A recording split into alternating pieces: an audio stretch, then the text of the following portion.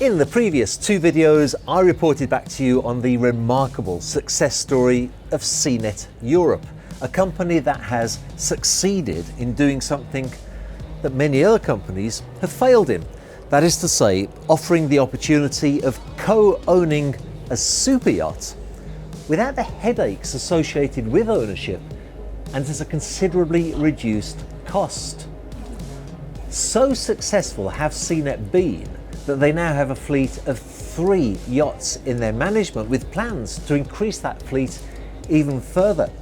Today though, we're going to look at a different service that SeaNet Europe offer that's quite a departure from co-ownership. They call it sole ownership.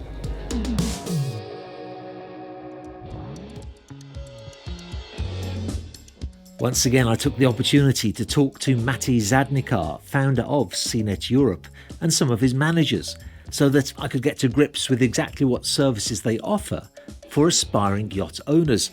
And I started with the question of why they had decided upon this departure. So let's dig deep into the new aspect of SeaNet, which is sole ownership. Yeah. Who's going to tell me about why it was decided that SeaNet should also offer sole ownership and what challenges that produced? Again, by growing the company and becoming internationally more and more known as an expert between yachts from 30 to 60 meters, we have attracted people coming to us now saying, guys, great stuff. I really like your concept. I really like the team behind it. I've seen what you have done. But for my first yacht, I like to go through the whole process and own it outright. Yeah, I want to do the full design because that's a huge advantage. If it's your yacht, you decide what you want to have. Interior, you decide on the options. And we actually, together with Johnny, from a racing point of view, and with Maddie as a very experienced owner, we talk to the owners and give them great advice on potential things that they need inside the yacht for navigation, to make the crew an easier life when you're on the water. And so together we come up with a list of things. For me, from experience on hospitality and experience on board, from Johnny from crew, from Matty from toys and options, but all the technical reasons behind it. And then we have people saying, okay, build me a yacht. And that's what we have done with the Azimuth 35 meter Grande. So from day one, we spoke to the owner. We did the complete design together with him and the team at Azimuth Benetti. We went to the whole full building process with Johnny and his team and the surveyors. And then we did the flag registration, the crew recruitment, and Johnny can go into more depth on that. And then the boat is now sailing for a season, and we had great experience. So I guess yourself and Matty are involved with owner's representation, what I would call owner's representation. You go to the shipyard with the owner and explain what it is that you want to achieve. You decide what the model is, the contract gets signed, and then I guess, Johnny, you become very involved. So what would your involvement be? Well, it all starts actually on paper. It's like everything, it starts from the idea. So the owner addresses his wishes, picks up the model from the range of the shipyard, and then it all starts, as Ralph says, the detailing, the interior, exterior, like in the rest of the yachting business. But once, well, actually, as more effort and energy you invest, and we all invest as a team with the owner in that stage, it becomes easier later on. Because I think that's a crucial point in which you determine what do you want to have on a boat, what is the level of the quality, how much money do you want to spend, what's your budget. So because in shipyards it can be endless, you know how it goes, yeah. So then it starts, the actual building process starts. So it's the first time we meet the boat, we see the boat. It's actually an empty hull, which came out of a mold, or if it's a steel boat, which is in welding procedure. And later on, it all goes throughout the normal surveying procedure. So I'm joined by another colleague who does more, who goes more into the technical stuff. And would you say project manager? Well, I would say Matti is in this case. So far, Matti was project manager. We did collaborate really good together. Me from the technical part, and he as a project manager. And later on, I take it over as more as a surveyor. Right. And I'm accompanied by another guy who does the technical part. I'm more into the whole building procedure and cosmetics, because it all comes to details at the end. So as there's more effort we push and go into details, the better the boat comes out of the shipyard. Do you get involved with finding the crew for the new owner? Well, yes, I would say it starts about 1 year before delivery. That's a starting point when we spread the news, when we like push it out, and it spreads pretty quickly, because many crew members and captains are highly interested when it's a new built boat. It's a unique experience. It's an honor also to take over the new boat. So then after a couple of months we have some candidates, and we pick up the captain, and usually captain and chief engineer get involved in about 8-9 months before the delivery period. Now, when I was speaking to Matty, he said that with co-ownership, once the contract is signed and the deal is done, it's the start of the journey rather than the end of the journey. Is that the case with sole ownership, or do they just sail off on their way and you don't hear from them again? It's exactly the same. We do everything from start to beginning, and we continue to manage the yachts once they are produced and they're in our fleet. So we embrace them in our fleet. And I think I want to stress out, there's a big difference when I talk to people who are experienced yacht owners or first-time yacht owners. And that's a huge advantage that we think I have as a company, that we have people, as Maddie owned multiple yachts and built multiple yachts himself. And I'm into this business a couple of years now, but in the beginning he came to me and he told me things that I didn't even think of. Yeah? I'll give you an example. A warm shower when you come out of the ocean. Yes. On the plant, it's an extra. It's not a standard to have a warm shower when you come out. An extra water maker when you're somewhere remote. Small things that a normal, non-experienced person doesn't think of, but you have to calculate and produce while the ship is in production. Because if you do that at the end, then it becomes a very expensive shower if you want to install it. So definitely, once people are with us, we want to take them the whole process and stay with us. We only work together with successful entrepreneurs. When you're not successful, you cannot afford yourself a yacht. It's one of the most expensive tools that you can buy into. They have been successful by being very, very focused in managing their company. Yes. Some of us, I only have to look in the mirror, they work from Monday to Sunday, and they stand up with the company, they go to sleep with the company. And all of a sudden, that same entrepreneur buys a yacht. And on that yacht, he has 4, 5, 6, 7, whatever crew members. He has a budget between 500-600K up to 1.5 million, depending on the type of boat. And then all of a sudden, we expect as an entrepreneur that with 1 or 2 calls on a yearly basis, everything goes well. Forget it. And then they are surprised that the captains are not functioning properly, that strange things happen, that they are not pleased. It's simply you need to management. And that's where we come in. We take that hassle away. We manage it in a proper way. And we manage it not only from a management perspective, we manage it from a view of an owner who is going to use the boat, and from an ex-captain who knows exactly what is necessary.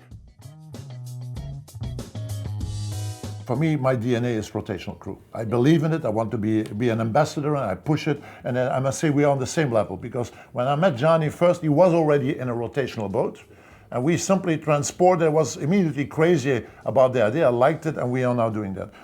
Again and again, and for sure when it comes up to a sole owner, you have to discuss with him and to try to take him with you in that journey. Why should I pay? Because having a rotational crew costs you 20-25% more.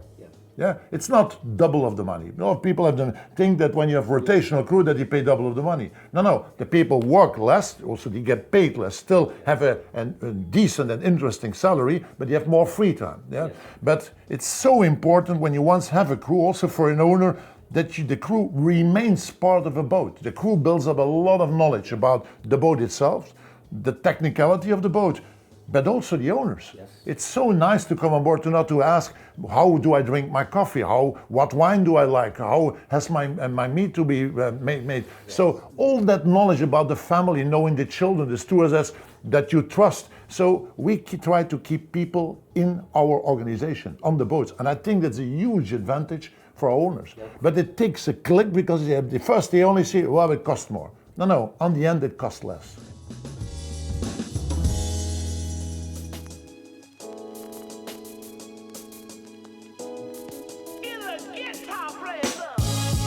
During my time on board, I spent a lot of time talking to Matty and to his management team, as well as to the captains on board.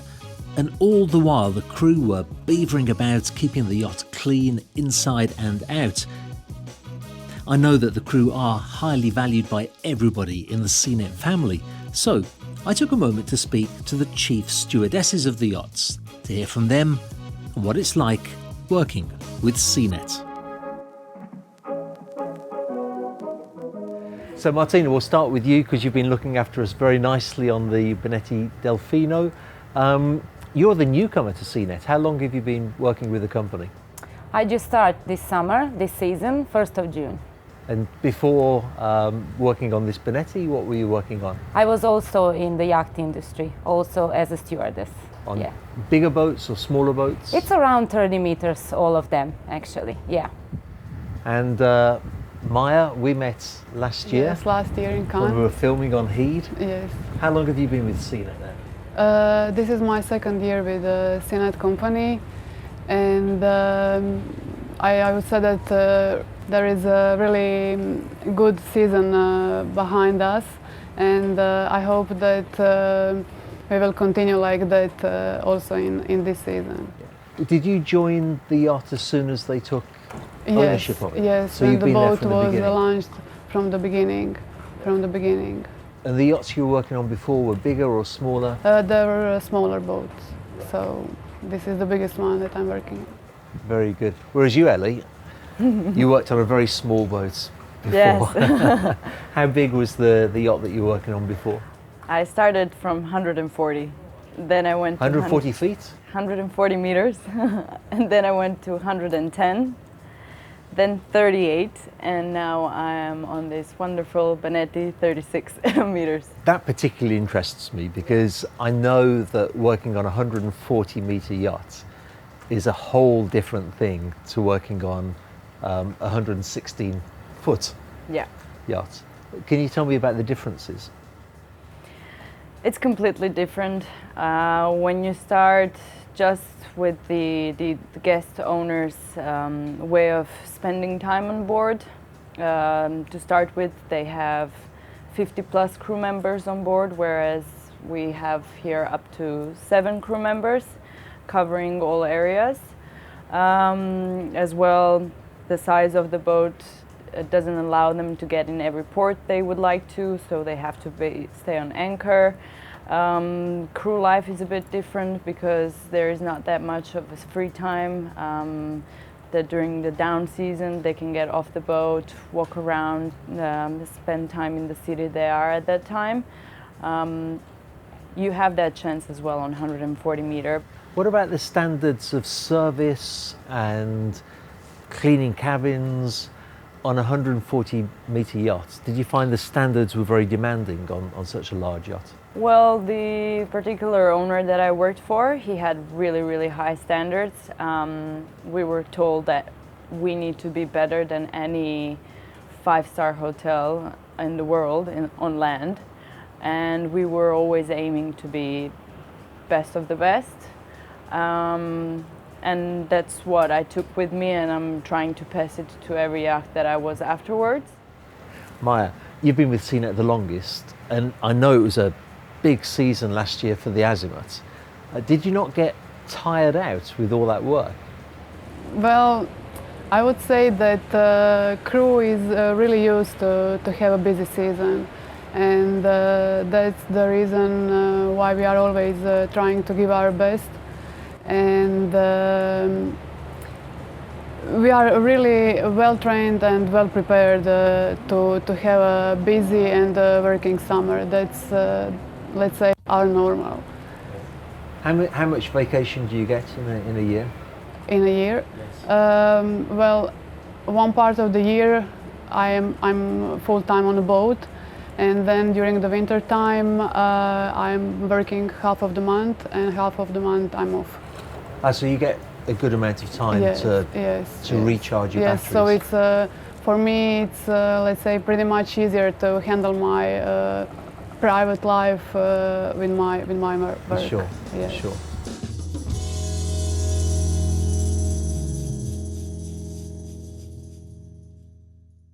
Now, if you have watched that first video that I produced 1 year ago about SeaNet Europe, you may recall that I say that I used to work for a company who did try to set up a co-ownership structure for yachts, but we found it so complicated, eventually we just walked away from the idea. I find it incredible that Matty and his team have been so successful with the idea that they now have a fleet of 3 yachts under their management in such a short amount of time. And if there are 2 things that I've learned from the time that I've spent with him and with his team, it's firstly that success is due to the way that they carefully select the partners with whom they're prepared to work, how they carefully select the co-owners so that they're all compatible with the same ethics, the same standards. But secondly, it's the lengths that they go to ensure that each one of those co-owners has a completely hassle-free ownership experience. Now, I spend a lot of time on board yachts and I spend a lot of time with yacht owners, and I do see the pleasures and the joys of yacht ownership. But I also see some of the headaches, and what SeaNet Europe have done is take the headaches out of the equation. And I say that after a few days in which the SeaNet Europe team has treated my team as if we were SeaNet partners. Everything was organised seamlessly from the moment that we arrived in the airport, and we were treated like royalty by a fantastically selected SeaNet Europe crew. Now, I'm not saying that one day every yacht will be owned this way. SeaNet themselves know that that's not the case, and for that reason they've started to offer sole ownership solutions. What I would say categorically though is that we haven't seen anything yet. A fleet of 3 yachts with SeaNet Europe is just scratching the surface of what they will have in the future, and I'm really looking forward to being around to see that growth and reporting back to you as they go from strength to strength.